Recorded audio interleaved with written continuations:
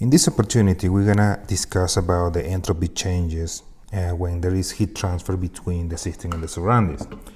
Typically, when we are doing thermochemistry between system and surroundings, usually we keep the surroundings on the shadows because according to the first law of thermodynamics, the changing energy of the universe is equal to zero, which means whatever happens to the system happens to the surroundings with the opposite sign.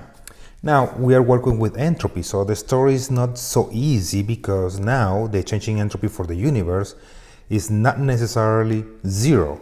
Now we are looking at that from the point of view of whenever you have a system, you want to know if that system, in this case a chemical reaction for example, is going to be spontaneous or not. If it's spontaneous, then the changing entropy for the universe, where that system is, then has to be positive, has to be larger than zero. So now the surroundings will have a more active role, if you will, in everything that we're going to discuss when it comes to entropy. Why? Because now whatever happens to the system not necessarily happens to the surroundings. So now the surroundings will have a more active role in determining whether a system, a reaction, or a chemical process is spontaneous or not. Okay? So, as I said before, in order for a process to be spontaneous, the changing entropy for the universe has to be positive. Okay? So, usually, that means that you can even have a system that is going to be, or the changing entropy for that system could be negative. But if it's so that the changing entropy for the surroundings is larger and is positive, then you can still have a spontaneous process. Okay, so that makes processes that from the point of view of thermal energy look like they might be non-spontaneous, then because of the changing entropy for the surroundings is larger, then it's going to be a spontaneous process. For example, let's say when we're looking at this, in this particular case, the condensation of water vapor. Okay, we are looking at that particular case. So remember, if it's condensation, then you are going from the liquid phase. Let's say what we are looking at, condensation of water vapor means you have water in the gas phase going to water in the liquid phase. And based on what we know about entropy to this point, the entropy on the reactant side is larger. So here, entropy of the reactants is larger than the entropy of the products. Therefore, the changing entropy for this particular system is going to be negative. So technically, you might think of, well, this shouldn't be a spontaneous process because the changing entropy of the system is negative, and you are looking for something that is positive. However, that happens spontaneously. So what is the reason for that? Well, remember that if you go in the opposite direction, if you're going from the liquid to the gas phase, you have to add energy. Okay, so think of boiling water. If you're boiling water, you have to heat the water all the way until it's completely evaporated. You had to add energy to that water. The opposite, coming from the gas phase to the liquid phase, has to release energy. Therefore, that release of energy, that energy that is being released when water is condensing, that heat is going into the surroundings, and that heat, the heat that is going into the surroundings then is used to increase the entropy of the surroundings. And if that increase is such that that changing entropy is larger from the surroundings that it is for your reaction, then the process will be spontaneous. Okay? So that happens with the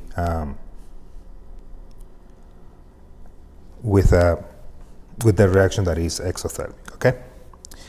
Now, in this case, we are going to start working from the quantitative point of view, meaning that we are going to start doing calculations. And what we are one thing that is going to be constant, because has to do with energy, is that the heat. Okay, this is heat. This is not entropy. So this is first law. Okay, whatever happens to the system happens to the surroundings with the opposite sign. That is true for heat exchange, not so much for entropy, but we can use this, right? So therefore, based on that, and with certain given conditions, we can assume that the changing entropy of the surroundings, well, it depends on the heat that the system is either releasing or absorbing, but the relationship is that whenever you're calculating the changing entropy for the surroundings, you have to look at the changing enthalpy for the system, the chemical process, the chemical reaction, whatever it is, and you divide that by the temperature with the opposite sign, and then you obtain the changing entropy for the surroundings. So it's a simple equation. Probably the most confusing part here is that this, I want you to be very clear with this. This is the changing entropy for the surroundings, and it depends on the changing entropy for the system. Let me highlight that with a different color so that it's, hopefully it's a little more clear. Okay, so it's system and surroundings here. So changing entropy for the surroundings, changing enthalpy for the system. Okay, so how do we use this in an equation? So for example, we have this system, right? It's like the combustion of propane. Okay, we have the reaction. As always, whenever you have a chemical reaction, make sure it's balanced. I'm probably gonna give you everything balanced, but just so you know, it's a nice habit that you check that the equation is balanced. Okay, here we have the enthalpy of the reaction. Okay, this equation that we have here, this is the system. Since we are doing chemistry, most likely we are going to be studying chemical reactions. So remember that the enthalpy of the system pretty much is going to be equal to the enthalpy of the reaction. So this for us is going to be synonyms, right? So that enthalpy of reaction is what we're going to use in our equation. So the first question here is, what is the changing entropy for the surroundings? You need temperature here. Now temperature is not going to be a decoration, and because some problems we can give you a temperature but you don't really use it. In this case you are going to use it. One thing that I forgot to mention, this temperature here has to be in Kelvin. And the reason is because you may have temperatures of 0 Celsius degrees, and if you put a 0 in this equation, well, it's not good. Let's put it that way. Okay, so it has to be absolute scale, Kelvin scale. After that, we have to determine what the sign of the entropy change for this system is. And then we are going to determine the changing entropy, the sign of the changing entropy for the universe. Okay. At this time, we are going to do this a little simplified, but bear with me. We're going to go through all of this. Okay. So the first question is, calculate the changing entropy for the surroundings. And what is the basically what we have here? So number one, we have 25 degrees that we have to convert that to Celsius to Kelvin. Okay, so Celsius to Kelvin, you just add 273, so it's 298. Make that a habit. Okay, so it's this case, anything that you're going to be doing with temperature has to be in Kelvin degrees. Okay, so next, what is the equation? The equation for calculating the changing entropy for the surroundings is the negative of the enthalpy of reaction divided by the temperature. So simply, signs matter here. So if your enthalpy has a negative sign, you bring your negative sign here. Okay, it doesn't matter that you already have a negative sign on the equation. That's the negative sign of the equation. You have to bring the sign, whatever it is, that your enthalpy will have, and you divide that by temperature. Okay. One thing that you have to consider here as well is that these units here are kilojoules, And most of the time, what you're gonna see in entropy, sorry, is that the unit is gonna be joules. Okay, this case may not matter that much. Okay, this is 686 kilojoules per Kelvin. Okay, but as you're gonna see later on, the changes in entropy are usually referred as joules per Kelvin. Okay, so as I said, it's a simple calculation. Okay, it's the enthalpy of the reaction divided by the temperature. Once again, this is surroundings, and this is the reaction or the system. So they are pointing in different directions, if you will. So they refer to different compartments when you are looking at the universe. Okay. Now, what is the changing entropy? The sign. We are not calculating the changing entropy for the system just yet. Okay, but we can predict what the sign is. And remember, based on the previous video that you watched, when there are changes of phase, the entropy for a gas is going to be larger than the entropy for a liquid, and the liquid larger than for a solid. If you have a chemical reaction, you can use that to your advantage to predict what the sign of the entropy is. In this particular case, everything is in the gas phase, so you have to look at what side has the larger number of moles of gas, and that will give you an idea of how big is the entropy in that particular case. So if we look at the reactant side, we have 1 mole of propane and 5 moles of oxygen. Those add to 6 moles of gas. And in the product side, we have 3 moles of CO2 and 4 moles of water that add to 7 moles of gas. Okay? Therefore, the entropy of the products, let's just use P, is larger than the entropy of the reactants, and therefore the changing entropy for the reaction is larger than 0. One thing that I forgot to mention here as well is that the sign is positive. Okay, you have a negative enthalpy with a negative sign, they cancel each other. Okay, so you get a positive value. So it turns out that the changing entropy for the system, for the reaction, is also positive. Therefore, remember that the changing entropy for the universe is going to be equal to the changing entropy for the system plus the changing entropy for the surroundings. Okay? But you are adding them together. The changing entropy for the system is positive, the changing entropy for the surroundings is positive. So in this particular case, it's sort of simple. So if they are both positive and you are adding them together, then that sum is also positive. So the changing entropy for the universe in this particular case is positive. Okay, entropy change for the system, positive. Changing entropy for the universe is also positive. Everything is positive in this case.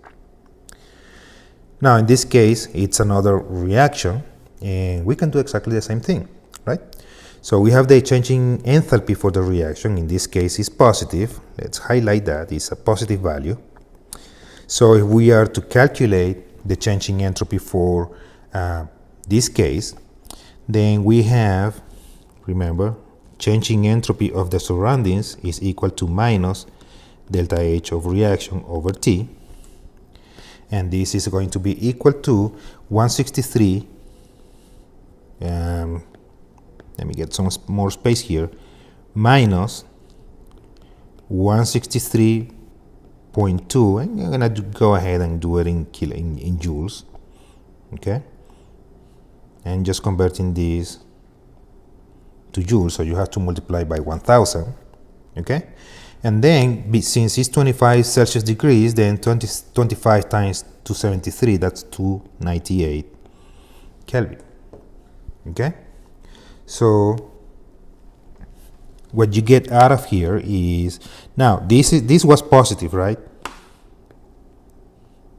We have a positive sign there for the change in enthalpy for the reaction. Therefore, your change in entropy for the surroundings is equal to minus 547.7 joules per Kelvin.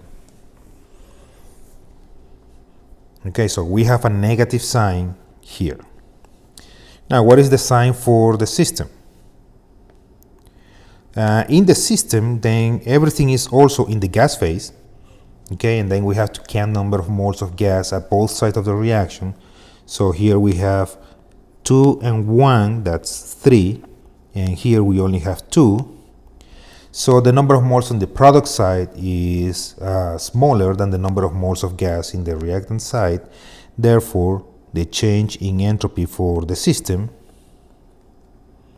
is less than 0. Okay, you have a larger number of moles of gas on the reactant side. If you decrease the number of moles of gas, then you are decreasing the entropy. Therefore, the change in entropy for the system is going to be negative. And now, if both are negative, since changing entropy of the universe is equal to the sum of those two, and both are negative, okay, then the change in entropy of the universe is also negative, okay? And what is the requirement for a spontaneous process? The spontaneous process is going to be such that the changing entropy of the universe is positive. Is that the case here? No. The changing entropy of the universe is negative, therefore, the process is non-spontaneous. Okay, so this is a process that is non-spontaneous. That is an endothermic reaction, is just pure coincidence. So you need to do some intervention in this process in order to happen. Okay, you have to provide some input. Usually you need to provide energy for this to happen, beyond the fact that it is an endothermic reaction. Okay. Now here, this is a little more advanced problem. We have the change in enthalpy for the reaction, minus 107 kilojoules, and now we have the change in entropy for the reaction, which is 285. Okay? However, the question is, at what temperature is the change in entropy for the reaction equal to the change in entropy for the surroundings? So let's focus our attention on this phrase. The change in entropy for the reaction equal to the change in entropy for the surroundings. So basically what we are saying there is that the change in entropy, let's write it up here. The change in entropy for the surroundings is equal to the change in entropy for the reaction. And since the change in entropy for the reaction is equal to 285, that's exactly what we are saying here. 285 joules per Kelvin. Okay, so we are setting the change in entropy for the surroundings equal to 285 joules per Kelvin. So that's pretty much what we're doing here. Okay. However, we want to know at what temperature that happens.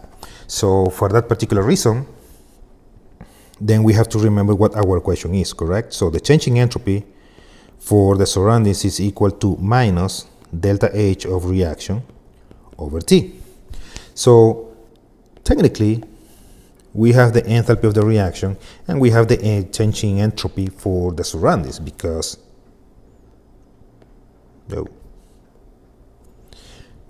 we already said that the value for the change in entropy of the surrounding has to be 285. Why 285? Because we want to know when the change in entropy for the surroundings is equal to the change in entropy for the reaction. So technically, all we have to do is solve for T. Therefore, T is equal to minus the change in enthalpy for the reaction divided by the change in entropy for the surroundings. Okay, so T is equal to minus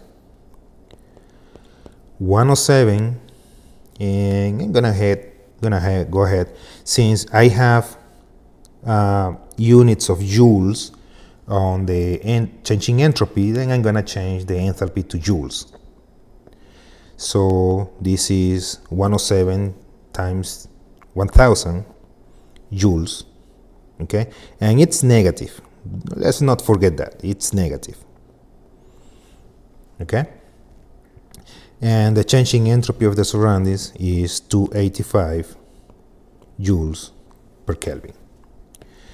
Now, since you have a negative sign in front and a negative sign inside the parentheses, they cancel each other, so you're going to obtain something that is positive. Since we are using the absolute scale, all temperatures are going to be positive, so just double check that that's the case. So you should obtain a positive value here. And joules with joules cancel, and you will end up with units of of Kelvin. So in this case, the result here is 375.4 Kelvin. Okay, here there is not specifying in what unit you are supposed to report your result here, but 375.4 Kelvin, they are equal to 102.3 Celsius, just in case. Okay, just pay attention to what the question, if the particular question is asking you, report your value on Celsius or Kelvin. Okay. So this is a little more at the theoretical level to understand what is going on here, right? So basically, in a process that is exothermic, that heat that is being released is being used to heat up the surroundings. So if they are cool and you are heating up, then you are increasing the thermal energy, you are increasing the energy of the system, and the effect that that has overall is to increase the entropy of those surroundings. Okay? And remember, remember that energy will have a larger impact depending on what temperature the surroundings is at a given time. So, for example, freezing of water in this particular case. If you put a cup of water and put it over on the counter, okay, on the table, and it's room temperature, the water is never gonna freeze. It's not a spontaneous process at that temperature. But if you decrease the temperature then to 0 or below 0, then the water will freeze. So it's spontaneous in that case. Okay? So in the process of freezing water, pretty much the same as when water gas is condensed into liquid form. That's an exothermic process. It's a process that is releasing energy. You might not see it like it's releasing, but you need to remove energy out of the water in order for water to freeze. So that heat that is being released or being extracted is used to heat up the surroundings, and it might be a difficult concept to grasp, but that is what is going on here. Okay. So technically, the water is freezing at 0 or below because the heat that is being released from the water is being used to heat the surroundings, and that contributes to increase the entropy of the surroundings, and that's what makes the process spontaneous at that particular temperature. Now, there is a temperature dependent on whether a process is spontaneous or not. Okay? So if we want to look at this in a graphical view, okay, so we are focusing our attention on the enthalpy of the universe, right? So whenever the changing entropy for the universe is positive, the process is going to be spontaneous. Okay, so that's what you are trying to focus your attention here. So the process is spontaneous if the changing entropy for the universe is positive. And that opens the possibility to pretty much anything. So any combination of changing entropy for the system and changing entropy of the surroundings can lead to a spontaneous or non-spontaneous process. It doesn't matter what the values are. What matter is that when you add them together, if the result is positive, it's going to be spontaneous. That means in this case, this system, let's not just write that. This changing entropy for the system is negative. Okay, and the changing entropy for the surroundings is positive. But in this case, if the absolute value, if that changing entropy for the surroundings is much larger, the absolute value is larger than that of the system, you will end up with a changing entropy of the universe that is going to be positive. Okay, and however, if this is still positive, okay, the changing entropy for the surroundings, this is still positive. And here, this is the changing entropy for the system is still negative. However, the magnitude here, this height, if you will, here, is smaller than this one. Okay, so the changing entropy for the system here is much more negative than what the entropy of the surroundings is positive. And therefore, you end up with a changing entropy for the universe that is negative. That is a non-spontaneous process. Okay, it requires some intervention for that process to happen. If this refers to the freezing of water, okay, here we are at higher temperature, and higher temperature, lower temperature is a relative term. It's going to be controlled by that equation that we saw before, you know, a changing entropy of the surroundings equal minus delta H over T. Okay, it's regarding to that equation. High temperature, in this particular case for water freezing, high temperature is larger than 0 Celsius, and of course low temperature is less than 0 Celsius. Okay? However, I want you to keep in mind, this is really important. It is not always based on 0 Celsius. It will depend on the system. Okay, there are easily, we're gonna be working with cases in which high temperature means, let's do it more dramatic. There are systems in which low temperature means anything under 800 Celsius degrees. Okay, so you might think, okay, how is that low? Well, it's low for that particular system. That system might not be spontaneous if you are below that temperature, and it will become spontaneous as you go above that temperature. Right now, don't worry too much. We're gonna get that in due time, but this is the meaning behind this. So it's controlled, everything is controlled by entropy and enthalpy. Okay, and those relative values will dictate whether the process is spontaneous or not. Okay? So do not forget about this equation, okay? This is entropy. There is nothing to tell you that the changing entropy for the universe has to be 0. It could be positive, it could be negative, it could be anything, okay? But the important thing here is that in order to be spontaneous, the changing entropy for the universe has to be positive, okay? Any combination of entropy of the system and entropy of the surroundings will do. But as long as when you add them together, you end up with a positive value, you will have a spontaneous process.